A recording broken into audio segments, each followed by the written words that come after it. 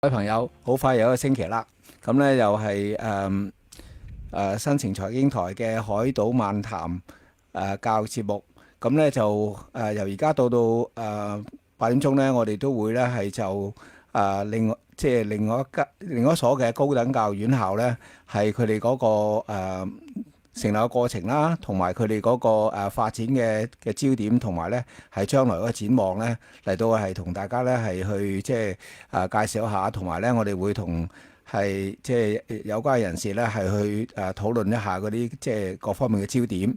咁我拍檔咧係呢個香港教育大學內地校友會嘅創會同埋現任主席，亦都係一位中學校董嘅蔡贊陽生，係 Charles。係 Charles，今日我哋有另外一位嘅重量級嘅嘉賓，咁或者你介紹好唔好啊？OK， 好，各位聽眾大家好。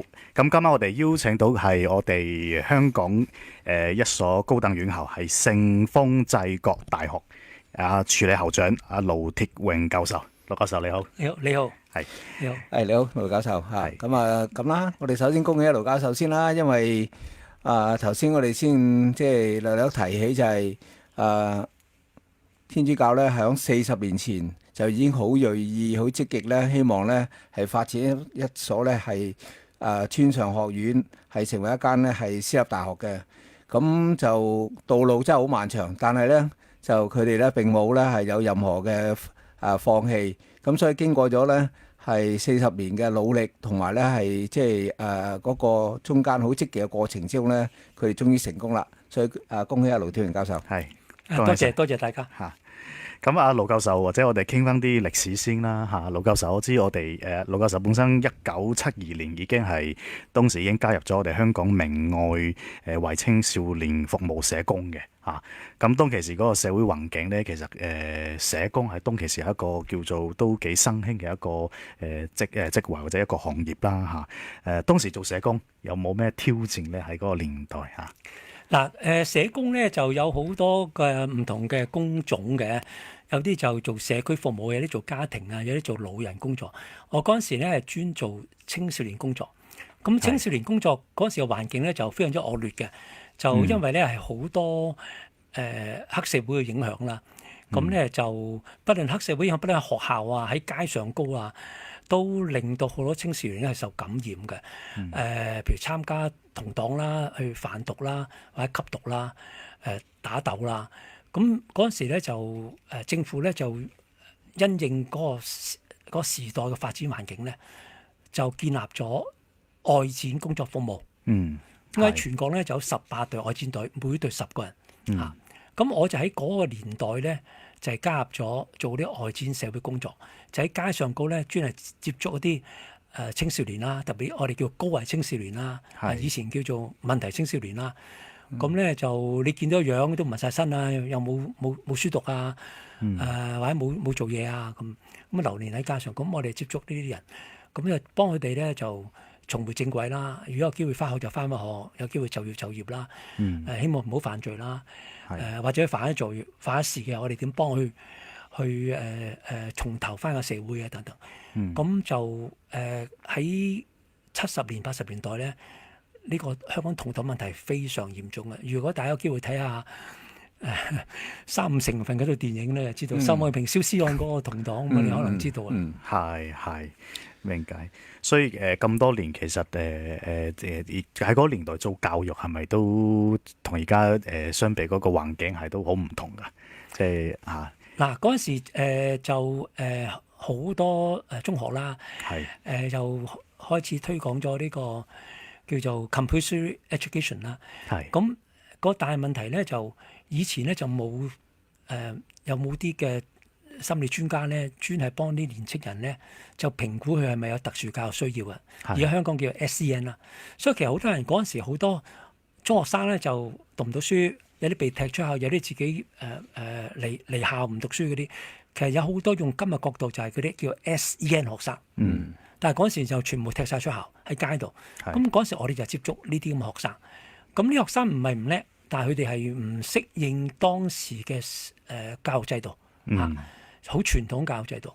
咁今時今日就已經變化好大啦。係而家就殺校添啦，學生唔夠啦。係係咁 SEN 學生你通常都會留翻學校啦，用特殊嘅方法去支援佢哋啦。咁所以成個中學教育個制度本身而家係好大嘅變化啦。同埋而家大學多咗啦，大專多咗，咁啊嗰啲年青人進入大專大學機會多過以前好多嘅。